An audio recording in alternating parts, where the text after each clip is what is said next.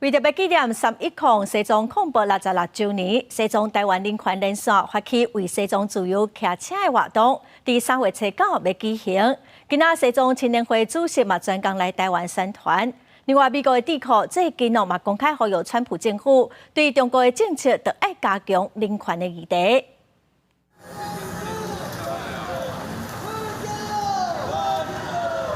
骑脚踏车满雪山西雅旗，骑向立法院群贤楼。西藏台湾人权连线发起为西藏自由而起的活动，希望展现西藏人的意志，让更较侪人关注。为2009年到即马，已经160人为西藏自由自焚牺牲性命。现在在流亡中的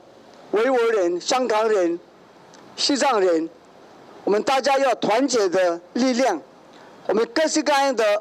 活动是在一起要做的，所以有一天我们会达到我们的目的。全球差不多有16万个西藏人流亡海外，其中超过35000人拢是藏青会成员，是民间真重要的一股力量。连续15年举办的活动，今年也迎接特别贵宾，就是第一摆来台湾的西藏青年会主席贡布顿珠。 From the Taipei, from this press conference, we want to convey the message to the Chinese government that the Tibetan people will continue to resist, will continue to fight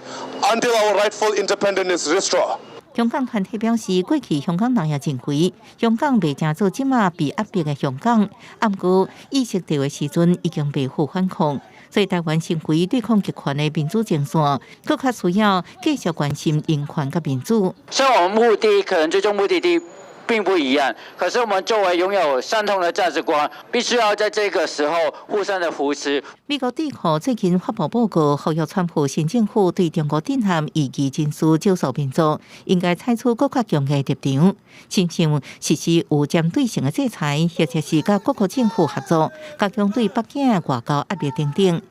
公视新闻采访报道。